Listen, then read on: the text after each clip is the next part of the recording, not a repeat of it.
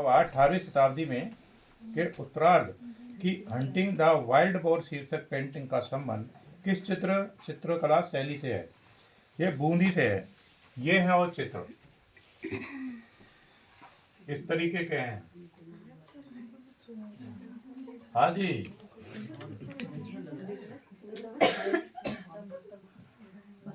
ये कौन है? बराह है, बराह।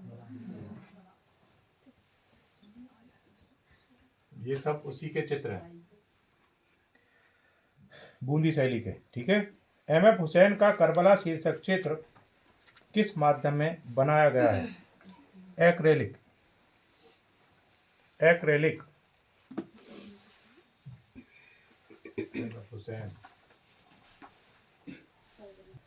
वास्तु अभिकल्पन के लिए कौन प्रसिद्ध है? सतीश गुजराल।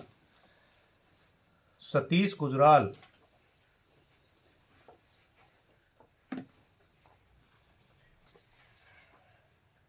वास्तु अभिकल्पन किसे कहते हैं? भवनों की कला को इसे कहेंगे वास्तुकला। और कैसे भवनों की कला? जो वातावरण के अनुसार सही हो।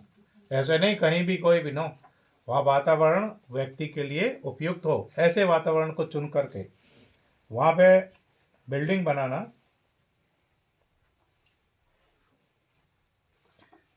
दिखा देते हैं इसे एक बार, सतीश गुजराल का वास्तु एलिमेंट्स।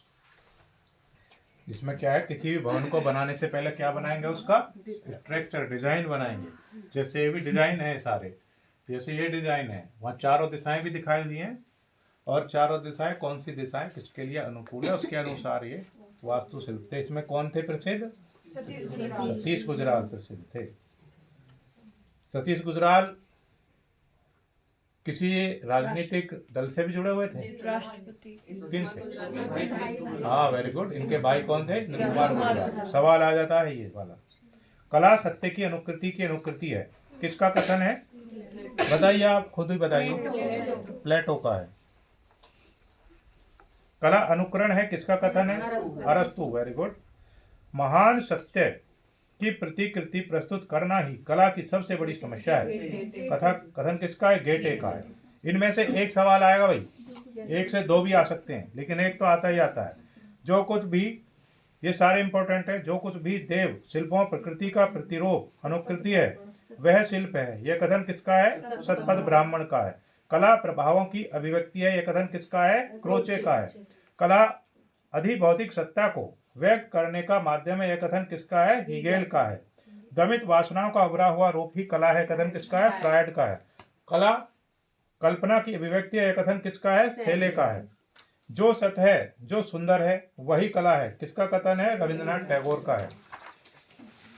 कला ईश्वरीय कृति के प्रति मानव आह्लाद की अभिव्यक्ति है, यह कथन किसका है? रस्किन का है। सारे इंपॉर्टेंट है, इसलिए नहीं बोल रहे हैं। कला शब्द का प्रयोग सर्वप्रथम हुआ है ऋग्वेद में। एस्थेटिक नामक प्रसिद्ध ग्रंथ किसने लिखा? बामगार्टन ने। प्लेटो के दर्शन के आधार पर सौंदर्य के कितने भेद होते हैं? दो भेद होते हैं, भौतिक और आध्यात्मिक। कला सत्य की अनुकृति है, किस दार्शनिक का कथन है? प्लेटो का है। इंपॉर्टेंट है ये बहुत। कला किस भाषा का शब्द है? संस्कृत का। 101% मिलेगा पहले ही नंबर पर आपको, जैसे ही टेस्ट देंगे पहले नंबर पर ही हो सकता है मिल जाए। हीगेल ने किस कला को सर्वश्रेष्ठ माना है? काव्य कला को। किस कला को हीगेल द्वारा निम्न श्रेणी का माना गया है? स्थापत्य कला को। इंपॉर्टेंट है। रस सिद्धांत का प्रवर्तक किसे माना जाता है? भरत मुनि को।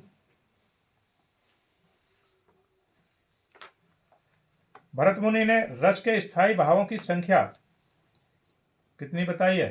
8। प्राचीन 9वां रस कौन सा है? अरे वाह।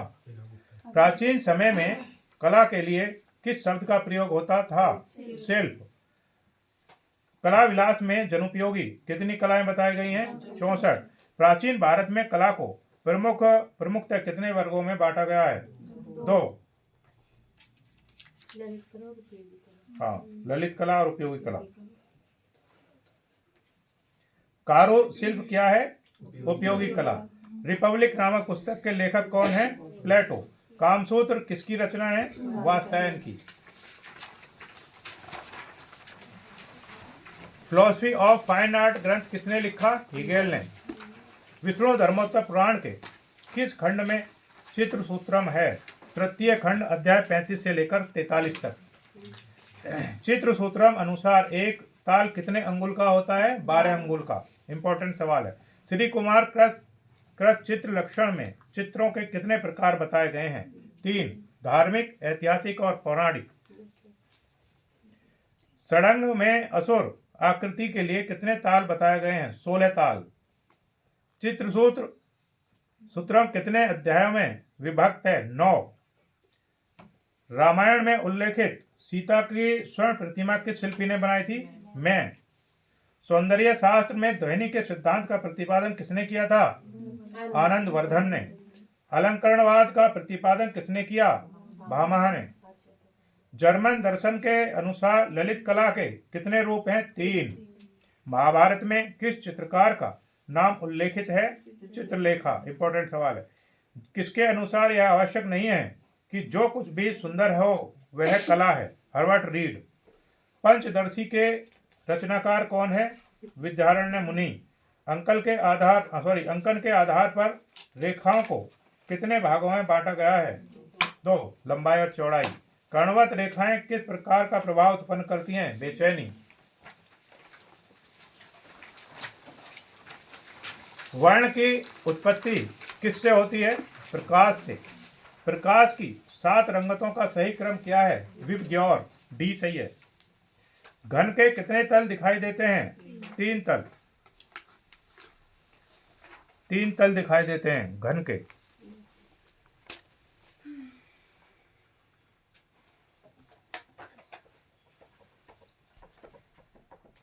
रखेंगे क्यूबिज्म या घन चित्र या घनवादी चित्र।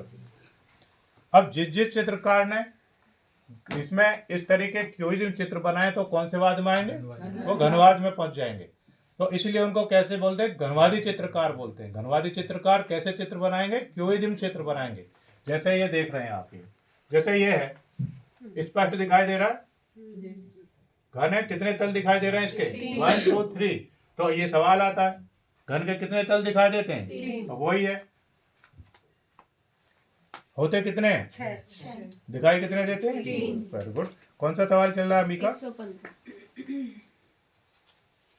एक बिंदु से विभिन्न दिशाओं को जाने वाली रेखाओं को कहते हैं एक पुंजीय रेखा है। समझाने की जरूरत तो नहीं है बोर्ड पर?